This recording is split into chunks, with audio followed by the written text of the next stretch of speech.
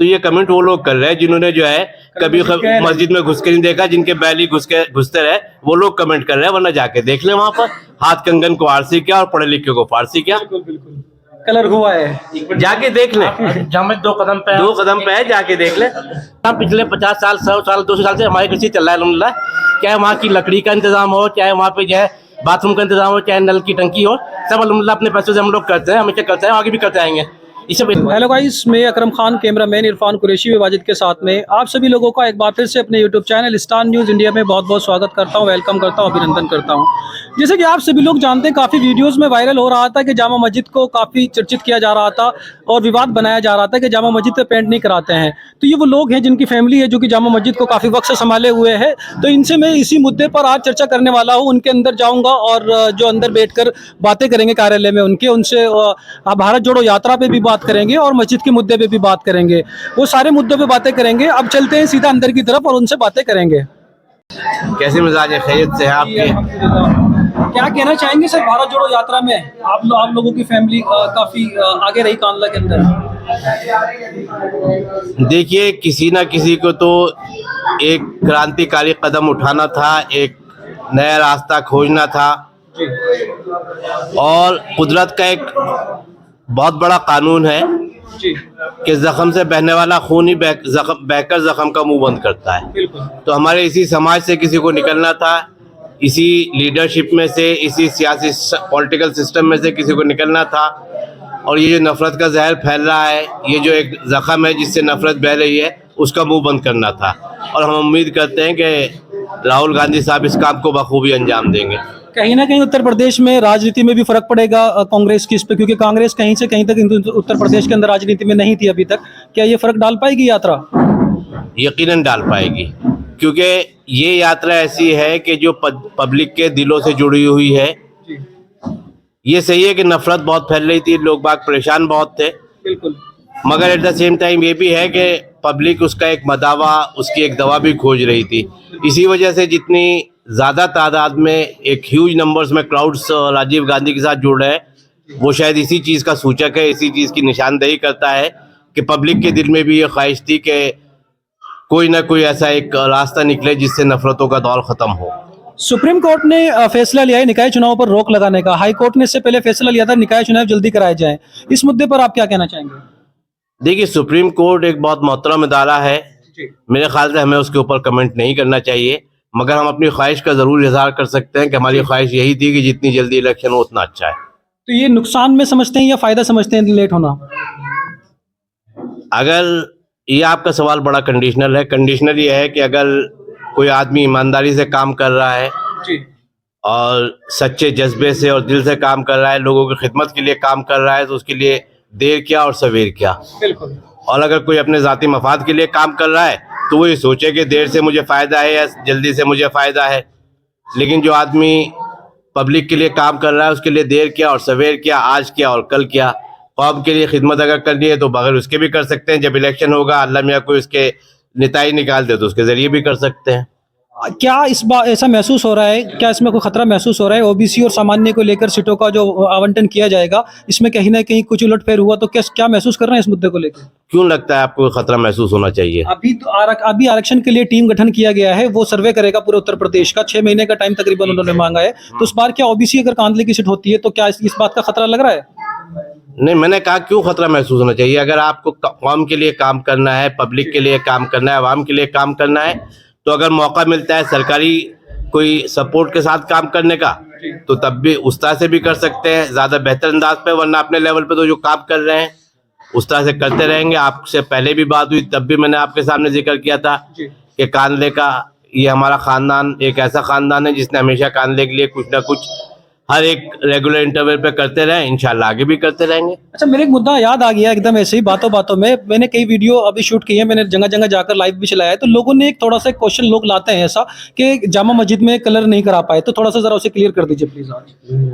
अच्छा, बड़ी इंटरेस्टिंग बात है। एक तो मैं इस पे आपको एक कहानी सुनाता हूँ, छोटा सा किस्सा। हाँ, एक साहब थे, वो कहीं गुजर रहे थे, ऐसे ही थे जो इस तरह के जो लोग कमेंट्स करते हैं, तो उनका बैल मस्जिद में घुस गया। तो वहाँ उस मस्जिद में जो इमाम थे उन्हें बड़ा गुस्सा आया, कहने लगे कि जी ये बैल तुम्हारा घुस गया, तुम देखते नहीं, भालते नहीं, संभालते नहीं। तो उन्होंने कहा, कहने लगे बैल ही तो था जो घुस गया, कभी हमें भी देखा मस्जिद में। तो ये कमेंट वो लोग कर रहे हैं जिन्होंने जो है कभी मस्जिद में घुस के नहीं देखा, जिनके बैल ही घुसते रहे, वो लोग कमेंट कर रहे हैं। वरना जाके देख ले वहां पर, हाथ कंगन को आरसी क्या और पढ़े लिखे को फारसी क्या, कलर हुआ है, जाके देख ले। जामे 2 कदम पे है, जाके देख ले। जी जी सर, क्या कहेंगे? पहली चीज तो ये कि वहाँ पे हमेशा कलर हुआ है, पेंट हुआ है, अभी भी है, जाके देखें लोग बाग। दूसरी बात ये है कि एक शख्स वक्त हमारे ऊपर गुजरा है। हमारी मदर 4-5 साल बिस्तर पे थी, उसमें हमारे वालिद साहब भी, हम लोग भी दिल्ली में थे, उसमें हमारे घर में भी पेंट नहीं हुआ, बाकी जगहों पे भी नहीं हुआ। तो 1-2 साल थोड़ा सा जो है कमी रही है। उसके बाद कोविड आ गया, सब हालात रहे, बहुत सख्त हालात थे। अब उसको एक इलेक्शन का इशू बना जाए, वो बहुत गलत है। सबको मालूम है हमारे वालिदैन दिल्ली में थे, 4-5 साल बीमार रहे वो लोग, उसमें पेंट हुआ, ऐसा नहीं हुआ कि नहीं हुआ है। और हर चीज़ का जो इंतजाम हुआ है, और ये मस्जिद का इंतजाम पिछले 50 साल, 100 साल, 200 साल से हमारे घर से चल रहा है अल्हम्दुलिल्लाह।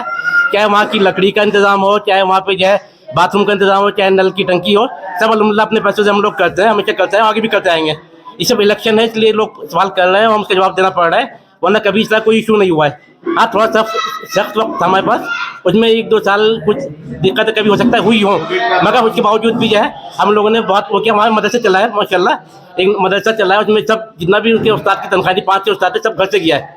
30-40 हज़ार, 50 हज़ार रुपये महीना घर से हम लोगों ने दिया है। ये सब कहने की बातें नहीं है, मगर लोग कह रहे हैं तो हमें कहना पड़ रहा है। ये सब चीज़ें भी हम ये बात कहना नहीं चाह रहे बिल्कुल भी, मगर ये कि लोग कहलवा रहे हैं तो ठीक है, बस।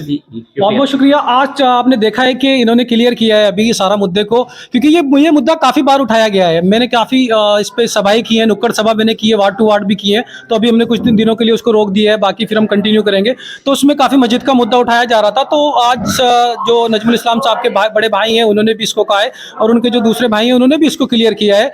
उन्होंने बिल्कुल क्लियर तौर पर बताया, क्योंकि पैंडेमिक के एक दौर था कोविड-19 का, जिसमें कि कोई भी बाहर नहीं निकल पा रहा था, परेशानी थी सभी को, मस्जिद भी नहीं जा पा रहे थे लोग। तो उस परेशानियों को देखते हुए वो कलर शायद ना हो पाया हो, क्योंकि काफ़ी लोग यहाँ पर मौजूद हैं। मैं भी खुद जामा मस्जिद में मैं हमेशा से तरावी जामा मस्जिद में पढ़ता रहा हूँ, और यही एक वाहिद जामा मस्जिद एक ऐसी कांदला की जिसको मैंने देखा है जिसमें कभी लड्डू के लिए पैसे नहीं दिए गए किसी ने। मैंने खुद 4-5 साल, क्योंकि इंसाफ की बात कहने में कभी चूक नहीं करनी चाहिए। इन्होंने मुझे कभी कोई पैसा नहीं दिया, खरीदा नहीं है, किसी का चैनल नहीं है। इंसाफ की बात कहने में कोई चूक नहीं होनी चाहिए। इंसाफ की बात यह है, क्योंकि मैं काफ़ी वक्त से, मैं बहुत टाइम से नमाज़ पढ़ता हूँ यहाँ पर। मौलाना अतर साहब के बेटे तरावियाँ पढ़ाते हैं, तो मैंने कभी नहीं वहाँ पे देखा कि कभी उठ के किसी ने कहा हो कि लाइए 200 रुपये दिए लड्डू बटेंगे। सभी मस्जिदों में ऐसा होता है, तो यहाँ पर कभी ऐसा नहीं हुआ। और काफ़ी अच्छे इंतजामात भी थे, गर्मियों में काफ़ी बड़े कूलर्स भी लगाए गए हैं, और कभी ऐसा नहीं हुआ। हम होता है। जी सर, जी सर। सिर्फ लड्डू की बात नहीं है, जामा मस्जिद का जो भी खर्चा है उसमें आज तक, पिछले जब से जामा मस्जिद बनी है और बड़ों ने बनाई है, आज तक अल्लाह का बड़ा करम एहसान है कि इस जामा मस्जिद में कभी चंदा नहीं किया गया है। चाहे वो मदरसे के अखराजात हों, मस्जिद के अखराजात हों, मस्जिद की आमदनी से बढ़ के अखराजात हों, कभी भी अल्लाह का शुक्र है इसमें चंदा नहीं किया गया है। हमेशा बड़ों ने अपने घर से लगाया है। और ये जो जामा मस्जिद की आप जायदाद देखते हैं, इसमें बहुत सारी चीज़ें ऐसी है कि जो भी इंतकाल होता गया, अपनी ज़िंदगी में आदमी कुछ ना कुछ, जो भी बड़ों में मुतवल्ली रहे इसके, वो कुछ ना कुछ करके चले गए। और एक बात और मैं आपके सामने अर्ज कर दूँ, एक तारीखी फैक्ट है। आपने देखा होगा जामा मस्जिद का एक तो अंदर का मेन हॉल है जी, उसके बाद जामा मस्जिद का बरामदा है। ये बरामदा कैसे बना था? उस वक्त ये हुआ था जब मेरे वालिद की शादी हुई थी, तो लोगों को बहुत एक्सपेक्टेशंस थी कि इनके यहाँ शादी है, बहुत बड़ी शादी होगी, बड़ी धूमधाम से। लेकिन हज़रत शेख मोहम्मद ज़करिया रहमतुल्लाह अलैह ने मना कर दिया था। और मेरे दादा के पास, जो वालिद साहब के चचा थे, दादा का इंतकाल बहुत पहले हो चुका था, उन्होंने ख़त लिख के भेजा था कि मैं फैज़ी की शादी ऐसी चाहता हूँ कि ख़ानदान में मिसाल बन जाए, लोग बाग ये कहें कि वाकई शादी में इसराफ़ नहीं करना चाहिए। तो उस वक्त जो मेरे वालिद के चचा थे, उनको आम तौर पर उर्फ़ आम में छोटे मियाँ कहा जाता था, उस वक्त मुतवल्ली थे। उन्होंने एक सादी सी शादी करके बिल्कुल, और इस अंदाज में शादी की थी कि खुद मेरे वालिद को ये नहीं पता था कि कब शादी होने वाली है। और उनके शादी के हल्का से एक वलीमा करके, और जितनी शादी के वलीमे के पैसे थे उनसे ही मस्जिद का बाहर का बरामदा बनवाया गया था। जी, ये मैं आपका एक तारीखी फैक्ट दे रहा हूँ कि मस्जिद का जो बाहर का बरामदा है, ये मेरे वालिद के जो पैसे वलीमे में खर्च होने थे, उस पैसे से ये बरामदा बनाया गया। वलीमे को कट करके ये जी, वलीमे की दावत मुख्तसर करके और ये बरामदा बनाया गया था। तो आप देख सकते हैं कितनी बड़ी कुर्बानी की है। जी जी सर। क्योंकि ये मुद्दा पेंट का मुद्दा जो है ये बड़ा उछला, काफ़ी जगह पे इसका सवाल किया गया। जी मेरी आपसे भी रिक्वेस्ट है कि आप जामा मस्जिद में जाके किस टाइम एक छोटी सी बाइट लेकर जामा मस्जिद को दिखाएं लोगों को कि वहाँ पे 50 साल से पेंट हुआ है नहीं हुआ है। 50 साल का अगर पेंट होता है ना, नहीं होता नहीं, अगर वो 5 साल पुराना भी है, तब भी पर देख लें। तब भी देख लें। आप एक दफ़ा जाके देख लीजिए कितना पुराना पेंट है, कितनी ज़रूरत है, क्या वाकई में ऐसा हो गया है कि वहाँ पेंट की इस टाइम बेइंतहा ज़रूरत है या नहीं है। जो भी है सामने दिखाएं आप लोग बिल्कुल इंडिपेंडेंटली। वो तो आप कैमरे में हर चीज आपने नजर आ कैमरे में हर जाएगी चीज कितना नजर पुराना इसकी पेंट next है। video जरूर डालूंगा सर, आप दरवाजे से बाहर निकलेंगे, जामा मस्जिद की गुंबद है, आपको सामने बता देंगे कि पेंट का क्या हाल है। पेंट तो मुझे लग रहा है कि अभी मैंने देखा है कि लग रहा है मुझे हो रखा है। बिल्कुल। पेंट हुआ है बिल्कुल अल्हम्दुलिल्लाह, क्लियर है। और जो हमेशा लास्ट होता है। पेंट कराया था हमने यहाँ पर, वो यहाँ वालों से नहीं कराया था, कानपुर से कारीगर आए थे जो मदरसा मज़ाहिर उलूम में काम कर रहे थे, वहां से बुला के उनसे पेंट कराया था। एक चीज और भी है कि देखिए वेयर एंड टेयर हर जगह होता है थोड़ा बहुत। अब यहाँ देख रहे हैं कि पेंट हुआ था 20 साल भर पहले, सीलन आ गई निकल गया, ऐसा नहीं होता कि हर 6 महीने में पेंट हो ना। यहाँ चंदा होता है अल्हम्दुलिल्लाह, यहाँ तो जब जरूरत होती है चीज़ की हम लोग कराते हैं हर चीज़ को। मैंने खुद अपने आप से पेंट कराया, पहले मैं बाहर था, जरूरत पड़ी वाली साहब ने मुझसे कहा, मैंने अपने खर्चे से पेंट कराया यहाँ पर जामा मस्जिद। ये तकरीबन 10 साल पहले की बात है। उसके बाद फिर पेंट हुआ। तो मैंने आपसे इसीलिए रिक्वेस्ट की है कि इस मुद्दे को वंस फॉर ऑल आप इसे ख़त्म करें, लोगों को जामा मस्जिद को दिखाएं कि जामा मस्जिद किस हाल में है।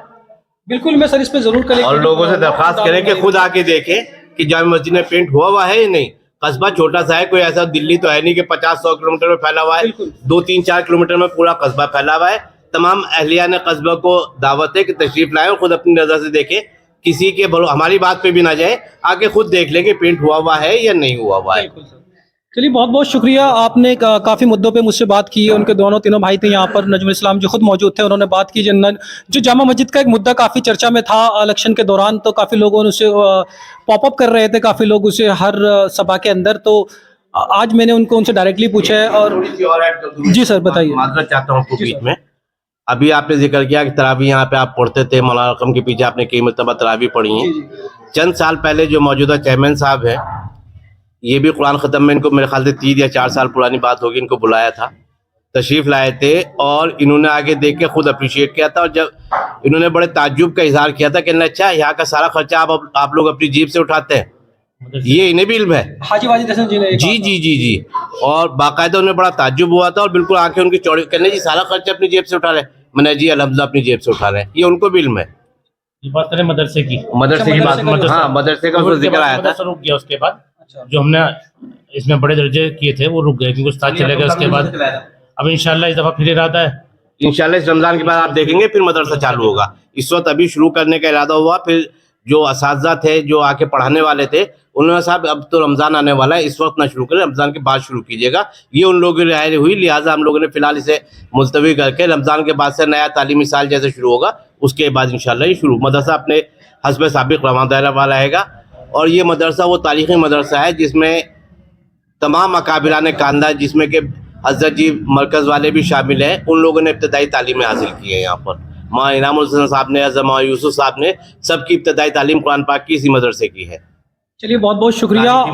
और आज ये सारे मुद्दे जो कि कांदा इलेक्शन में काफ़ी विवादित मुद्दे रहे हैं नजमुल इस्लाम जी के लिए, आज मैंने वो सारी चीज़ें क्लियर करी हैं, इनसे बात भी करी है मैंने। और जो टोटल मुद्दे थे चुनावी माहौल को लेके, वो सारा बात करी है। और राहुल गांधी जो कि भारत जोड़ो यात्रा को लेके चले हुए हैं, उसके मुतालिक भी मैंने बात की है, उसके रिगार्डिंग भी।